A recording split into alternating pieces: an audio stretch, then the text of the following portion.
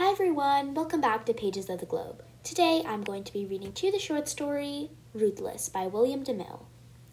Before we start, I'm going to talk to you a little bit about the author and then we'll jump straight into it. So William Churchill DeMille was born on July 25th, 1878 and died on March 5th, 1955. He was an American screenwriter and film director from the silent film era through to the early 1930s. He was also a noted playwright prior to moving into film. Once he was established in film, he specialized in adapting Broadway plays into silent films. He was born in Washington, North Carolina, and both his parents were either actors or playwrights or screenwriters, so that was kind of where he got his influence from.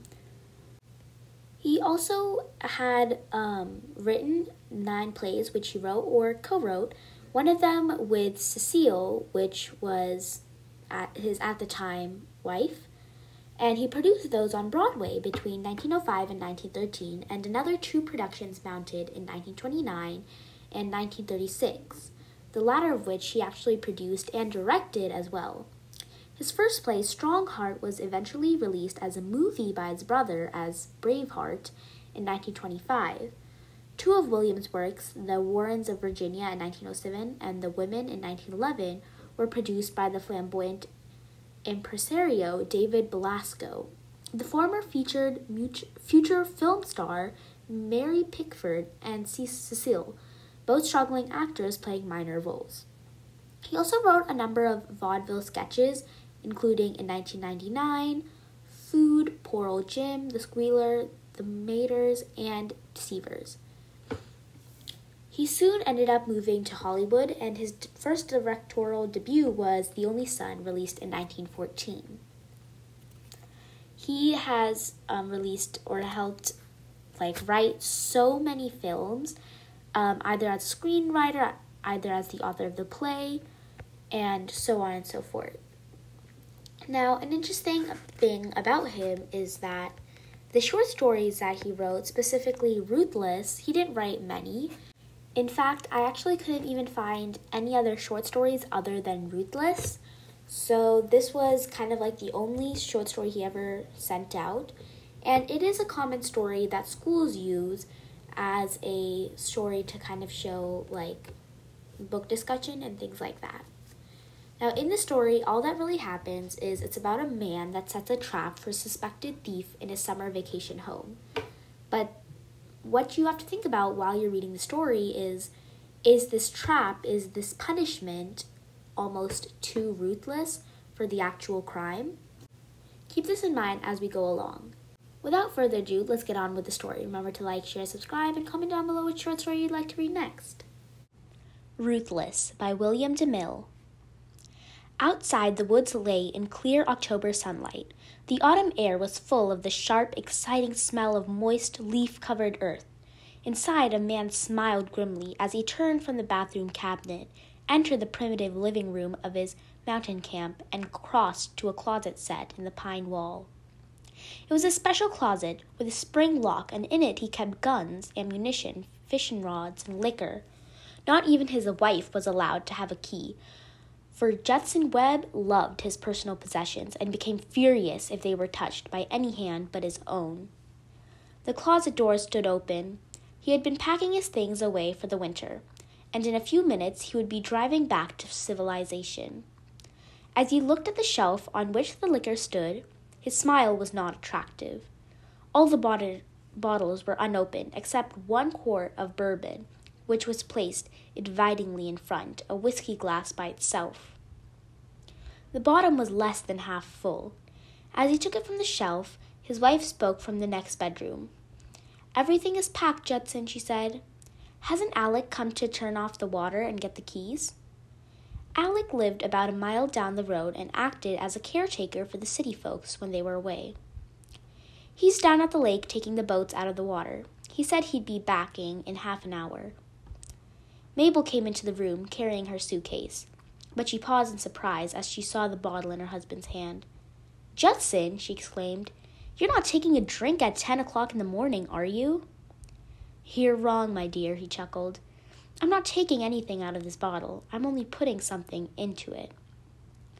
His closed hands opened as he put in 2 tiny white tablets on the table as he started to uncork the whiskey. Her eyes narrowed as she watched them. She had learned to dread that tone of his voice. It was the tone he used when he was planning to put something over in business. Whoever broke into my closet last winter and stole my liquor will probably try it again once we're out of here, he went on.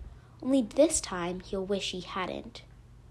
She caught her breath at this cruel vindictiveness as one by one he dropped the tablets into the bottle and held it up to watch them dissolve. What are they? She asked. Something to make him sick? And how? He seemed fascinated as he saw the bourbon changing into a deadly drink. At least no one has found an antidote. Once it's down, it's the end. He corked the bottle and set it back on the shelf, alongside the little whiskey glass. Everything nice and handy, he remarked. Now, Mr. Thief, when you break in, have a good drink. I won't begrudge you for this one. The woman's face was pale. Don't do it, Judson, she gasped. It's murder. The law doesn't call it murder if I shoot a thief who's entering my house by force, he said harshly. Also, the use of rat poison is not forbidden. The only way any rat can get into this closet is to break in. What happens then has nothing to do with me. Don't do it, Judson, she begged. The law doesn't punish burglary by death, so what right have you? When it comes to protecting my property, I make my own laws. His deep voice was like that of a big dog growling at the possible loss of a bone. But all they did was steal a little liquor, she pleaded. Probably some boys off on a lark. They didn't do any real damage. That's not the point, he said. If a man holds me up and robs me of $5, it makes me just as sore as if he took 100. A thief's a thief. She made one last effort. We won't be here till spring. I can't bear to think of that death trap waiting there all the time. Suppose something happens to us and no one knows. He chuckled once more at her words. We'll take a chance on that, he said. I've made my pile by taking chances. If I should die, you can do as you please. The stuff will be yours. It was useless to argue, she knew. He had always been ruthless in business, and whenever anything crossed him, things had to be done his way. She turned towards the door with a sigh. I'll walk down the road and say goodbye at the farmhouse, she said quietly. You can pick me up from there. She had made up her mind to tell Alec's wife. Someone had to know. Okay, my dear, he smiled. And don't worry about your little burglar. No one's going to get hurt who hasn't got it coming to him. As she went down the path, he started to close a closet door and then paused as he remembered his hunting boots outside on the porch. They belonged in the closet, so leaving the door open, he went to fetch them from the heavy rustic table on which they stood, along with his bag and topcoat. Alec was coming up from the lake and waved to him from a distance. A chipmunk, hearing Judson's heavy tread, left the acorn it was about to add to its store within the cabinet wall and disappeared. When reaching for his boots, Judson stepped upon that acorn. His foot slid from under him, and his head struck the massive table as he fell. Several minutes later, he began to regain his senses. Alec's strong arm was supporting his head as he lay on the porch, and a kindly voice was saying, It wasn't much of a fall, Mr. Webb. You ain't cut none. Just knocked out for a minute. Here, take this. It'll put you together.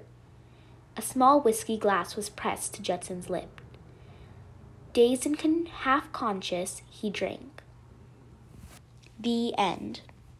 All right, so that was Ruthless by William DeMille, and I'm just going to give you a quick overview, a quick summary, and then we're going to jump straight into the actual analysis. So Ruthless begins in the woods in October inside Judson Webb, a businessman's rustic vacation cabin. He's basically packing all his stuff up to go back into the city, where when we see him, open his locked cabinet, which has many of his, prized possessions, guns, ammunition, fishing rods, liquor, that not even his wife can touch. Judson becomes furious if one of his possessions are touched. And so, obviously, when last year someone broke in and took a swig of his bourbon, he was very mad. So he decides to open the bourbon and he pours some rat poison into there. He puts like rat poison little tablets into there so that whoever drinks it will basically die, and that way he'll catch the thief. Now, when Mabel enters, she's like distressed to see him doing this, and she's like, this is completely wrong, you can't do this. And she begs him not to leave the poisoned bourbon, saying that it's horrible, that it's murder, right? But Judson's logic behind this decision is that it's not murder to shoot a thief who breaks into their house, and poison in a locked cabinet can't really hurt anyone innocent, because this is a thief in the end, it doesn't really matter. Now, Mabel argues that death is a far more severe punishment than the legal punishment for burglary, but Judson declares that he makes his own law where his property is concerned. Now, for her, a little stolen liquor is just a small thing. It's not really worth killing over. But Judson says that theft is theft, and stealing $5 is as bad as stealing $100. Now, Mabel is obviously very distressed, but she's like, okay, I'm going to just go tell Alec's wife about the poison liquor because someone has to know, and she leaves. Now, Judson encounters like a nasty fall from literally just a small little acorn, and Alec, the caretaker, comes down, and he's like trying to help him up, and he's like, oh, don't worry, here's some like whiskey, right? And Judson obviously drinks it up because he's like completely groggy. He probably has like he's like unconscious right now. He probably has a concussion or something. So that like kind of plot twist is like the unexpected event that radically changes the direction of the story when it occurs near the end. So it's like a twist ending basically. Now, the irony in this is like situational irony, because in attempting to poison someone else, Judson accidentally poisons himself. Furthermore, every action Judson has taken to make sure his trap goes off well has only ensured that he will be the victim of it.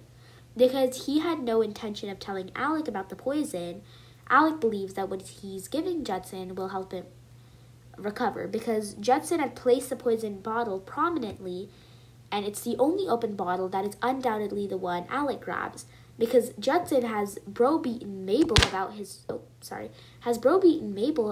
right to poison the thief. She leaves and is not there to warn Alec about the poison, because he leaves the little whiskey glass right there in order to make sure the thief will drink the whiskey right there and then. He's not able to stop Alec from taking that exact whiskey glass and pouring it. There's also a lot of dramatic irony, because when Alec is giving Judson the poisoned drink, he's like very kind, solicitous, and he's just like trying to help. And Alec's genuine actions are like dramatically ironic, because the reader knows about the poison, but Alec does not. And depending on whether the reader had guessed the outcome, Judson's insistence that only those who deserve it will get hurt could also be like considered dramatic irony, because Judson had a thief in mind, but in the end, he is the deserving party who got hurt. Something that kind of is indicated by the story's title, Ruthless, focuses on Judson Webb's like willingness and even eagerness to hurt those who interfere with his property, which again is like property that people wouldn't mind. It's not like that important. One of the story's first concrete images is literally the locked cabinet that acts as a symbol of his possessiveness and control. And even Mabel's thoughts and words show that his vindictive temperament has been a large part of his success in business. She recognizes the tone he uses when she wants to put something over someone or basically cheat them. And even though he concedes to Mabel that his plan may hurt innocents, he's literally willing to take that chance. Because if you remember, Mabel's telling him that it's probably just some like stupid teen kid, and it's not worth killing him because he took a swig of your alcohol. Now, in the end, Judson's moral flaws direct the plot of the story, right? And in the end, they are the cause of his own undoing. That's cosmic justice for you. The underlying message is that a ruthless man's desire for vengeance will eventually ruin his own life. And that's what kind of allows the story to function as a parable. Judson's competence satisfies the reader's desire for a just universe and one in which the golden rule prevails, which is at least as far as I remember, as far as I remember my kindergarten teacher telling me this, is just treat others the way you want to be treated. So don't unto others as you would have them do unto to you. So, but that's exactly what Judson's doing, right? Now, at the very end, he's obviously punished for his basic moral flaw, which needs up the parable, because this is a parable's message. But now just to give my own thoughts and opinions on the story, and I would love if y'all could, like, talk in the comments as well. But basically, when I was reading the story, I was, like, automatically like, what is going on? This is so stupid. But then when I started discussing it with other people, with other, like, classmates, friends, and some of them were like, yeah, but, I mean, this person is a thief. And then we had to start discussing about, like, when do you go too far, and does the punishment really fit the crime? Is it the punishment fits the crime, or vice versa? And it's just, like, this long story. And some people were even talking about how it was maybe, like, trying to comment on the current, or maybe during that time, whenever it was released, during that time's like punishments, and whether they fit the crime or not. But obviously most agreed that murder or someone dying is not fit the crime of thievery, especially if you know it's probably just a couple of stupid kids. Anyway, that's it for today. Remember to like, share, subscribe, and comment down below which short story you'd like to read next.